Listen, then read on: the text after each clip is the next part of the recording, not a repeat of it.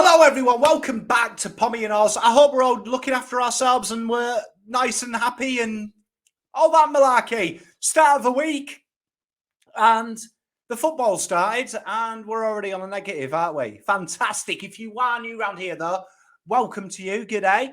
Please drop a like, please drop a subscribe. It does mean the world to me. Really helps the channel. We're on at 1825 at the moment. If we can hit 2K in the next 2 months, that would be sick. If you are a returning Pommyinoz though, good day to you. It's great to have you back. Looking very well, I may say so myself. You can become a member of these channels like these legends did here. Supreme lot of people. We are sponsoring Dom Aku, the legend that is the new Category B, our first Next Gen Academy graduate. So we're looking forward to doing some content around that. But these people make it happen. They're all legends in my book. Absolute superstars. We do giveaways on this channel. Timmy P won the last print. And if you want more prints, pommysportsalmanac.com.au to win a print of your choice. We've got new movie posters added as well. All you've got to do is just make a comment, really, and me and the kids will have a look through it and they will pick one. So I don't know what their criteria is. They just pick names randomly. At the moment, if you've got a colourful profile picture, that helps. But we're talking about Carlton versus Collingwood. Carlton Girls went down 44-25. And it was a tough game to watch, wasn't it? There's a lot to digest, really, of it. So let's do it. Let's just go straight into it. I think the big takeout for me is I look at what Carlton, when they were successful, the girls in 2020, in the COVID interrupted year when they made finals. And I think what was impressive was the direct ball movement. That was one of the big takeouts. They really get it and go and look to hit targets, work the way down the field, gain territory very quickly. Now, as the standard has improved aerially in 2 years, for me, that doesn't work.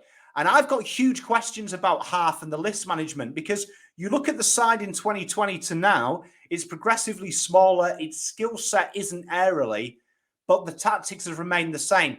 So my first question about this list is, are the list management team not discussing with the coaching group what they want to achieve? And B, why isn't it adapting with the makeup you've got? Now, looking at that game, my pop used to say to me, son, there's no such thing in life as mistakes. They're lessons. They're only a mistake if some idiot repeats them. And in the first quarter, you saw the warning signs there. It took Collingwood a while to adjust. It took Collingwood a while to deal with the pressure. But like all good forward presses, when you look at what was going on in that game and you look at the players that started to alleviate, Allen would be a great example. Jordan Allen. She got the ball and then she hit targets. And that's how you stop a forward press. You've just got to work your way out of it. It's about hitting targets. It's about getting through that first line and then you're out. And Carlton Girls couldn't do that in the return because their ball movement was way too long. And you watch when players like Harrington got the ball, Lalofi got the ball, Carlton's midfield run away. Now, for me, and if you've played any sport, a good example for people who probably have had this is in golf. If you go to the driving range and you've got that old fella picking the balls up in his buggy, when it's going away, very hard to hit him. When it's coming towards you, though, your margin for error to hit it with a small ball is almost 100 out of 100, because all you're doing is you've got to get the height right. You don't have to get the length so much right. Your length can be just within a diameter. Now, with Carlton Girls, once they get the ball, they have such an issue of trying to create gaps that they don't hit the target, because by the time the ball's delivered, the player has moved too far. It's too much of a spread. You're getting 3-in-1 contests around the ground. And we talk about this tactically with the men quite a bit. Run towards the ball carrier. Give him or she an option. He or she an option. Give them an option so they can get their way out of it. Now, Carlton just invite pressure by doing this long ball because it becomes rudimentary. That is my first issue. My second issue is, what is with the corridor and Carlton Football Club? Like, corridor begins with a C and our club does, and no one seems to know what it is. Carlton's ability to defend the corridor is woeful in the men and the women's discipline. To attack the corridor in the women's, it's obscene. No one does it. And there was a few times where you saw Walker attack it, and again, it suits your ethos. And these are the questions I've got for half. You want to play a direct ball movement, but you are playing a direct movement down the wing, which is the longest avenue to go, which is so counterintuitive. I can't say it. Now, let's get on to the other issue I had with this game, discipline. Now, it's easy to criticize players. It really is.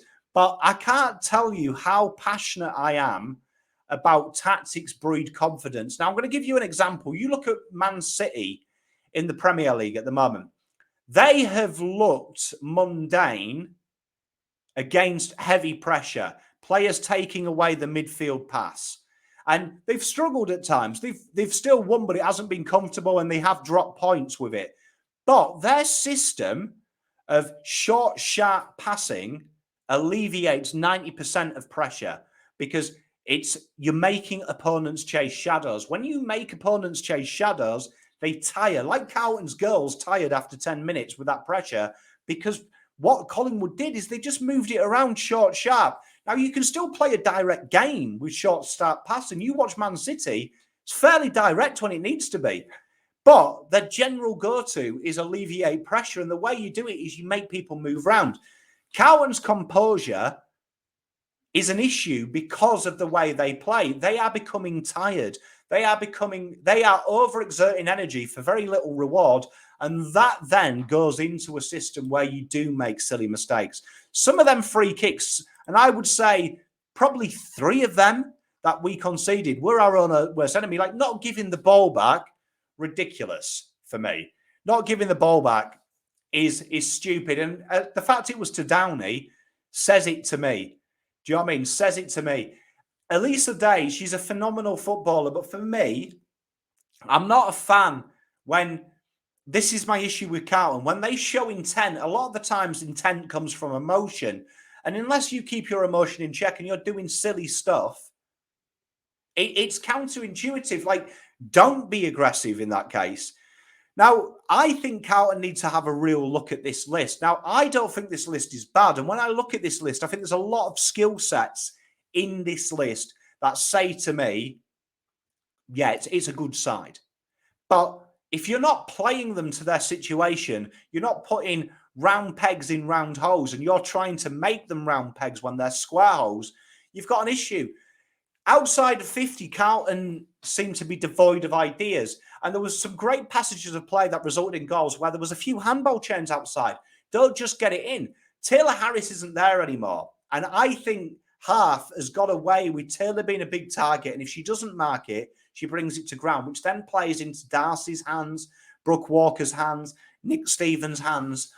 The problem is when you're playing to a small forward line, just bombing it in short isn't helping. You want to either get them running into 50 with a loose ball, or you want to be getting that ball on the deck. It just seems at the moment that whatever the tactics are, don't suit the players.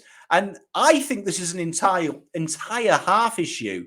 For me, indiscipline of players, that's a coach's issue to straighten them out. And ball movement, if players are dictating ball movement, you're not a coach. Like, I'm very grey on this. There is room to be creative, but there should be some standards set. And watching that is just absolutely mind-blowing to me, because the skill level has got indefinitely better since 2020, massively. So you can no longer rely on spill marks. And we saw that Collingwood were very retentive in the spoil, and the spoil game is fire in AFLW. They really do play to their strengths. It's not so much a marking game anymore. It is really bring the ball to ground. And Carlton are playing an archaic method of football. They ain't going to win games playing like that. You're going to lose more against the top teams. And Collingwood, in fairness to them, they didn't play particularly well. They took their opportunities and they just composed the game. There was hardly any time when Carlton did have the ball that they looked to have any form of holding on to the ball. and trying to get a little bit. That old saying, I remember playing soccer as a kid, have some time on the ball, get comfortable with it. When the pressure's on, get comfortable being uncomfortable. It was a worry. There was a few moments that you're impressive. The intent was there. But for me, when the intent's there and the result is miles away, that says to me that there is something hugely wrong. And if you haven't got the structure in place and you haven't got the tactics, you've got to start asking questions. My final bugbear of the game was the senior players looked more vulnerable than the juniors at times. And that's not even getting into the umpiring, because for me, the umpiring was shithouse. But a good team puts themselves in a position where the umpiring is taken out of it. The old boxing adage, don't let the judges have the say in it. Take it into your own hands. If you're dominating the fight, knock them out. And that is my issue as well. The composure, because they know it doesn't work. And I always think when senior players turn their back and lose it, and I said this about the men with Teague, that is the first indication you've lost the playing group. The first indication, because mature players of experience understand that sometimes it's not your day. When they don't believe in the system and the structure, there's a problem. And I think after round one, Half's in trouble at the moment if he doesn't adjust. It's going to be really interesting against Brisbane, who I think Brisbane, although I don't think Brisbane, in my opinion, are as good as Collingwood. I think Collingwood are superior. Brisbane have enough tools to replicate that. And I think Carlton are their own worst enemy, because their whole ball movement is putting the ball in indecision. It's playing to 50-50s, where good teams, when you watch your Adelaides, you watch your Frios this week, you watch your Melbournes, their whole niche is keep the ball, is have the ball in our control. And I think I hate long ball movement. I hate it in football. I hate it in soccer. Don't like it. I think nowadays, with the skill sets getting better, you have to have a short, sharp movement. It has to be short. Players need to be running towards ball carriers. You watch all the successful teams in all disciplines of ball sports. It's about creating options for the next pass. At the moment, Carlton are thinking about the third pass. They're playing pool like players that are easy to beat. They're thinking about how to get to the black, where a good snooker pool player is thinking about their next shot. The black is insignificant. It's about their next shot. It's about the journey. And Carlton at the moment are literally breaking off, thinking, how do I pop the black? We need to start thinking about the next one. It's a worry, because the final thing I'll say is team selection. And Gearing needed to be in that. It was obvious where Melbourne and where Collingwood were strong. I thought Gearing would have brought that reliability. It's a big question mark in this season, because next week, for me, already in this season, is a must-win game. Because when you get battered like that, and in the girls' game, that result is a battering, it's a problem. Carlton needs to look at Richmond. Short, sharp ball movement, getting it to runners. When Brooke Walker went into the midfield, she looked dangerous. She's got a bit of pace about her. That is something that when Ikon went down, I would have been looking at G and Walker, getting them into the midfield, getting them running with the ball, getting a handball out to them and getting them off going. Because that is where it becomes too stagnant. It is just at the moment, kick, bomb, kick, bomb. It's reminiscent of Munich in 1944. Tell you, there's that many bombs being dropped, and it's not an effective method. Carlton need to sort it out, especially with their forward line. Their forward line isn't screaming kick and mark, and especially when you've got Moody dominating the ruck contest. That is a crime if you can't gain midfield ascendancy and hit targets next. It's so predictable. You saw Collingwood in the second half just roll a chick behind the ball, roll a lady behind the ball, and it was so simple to defend.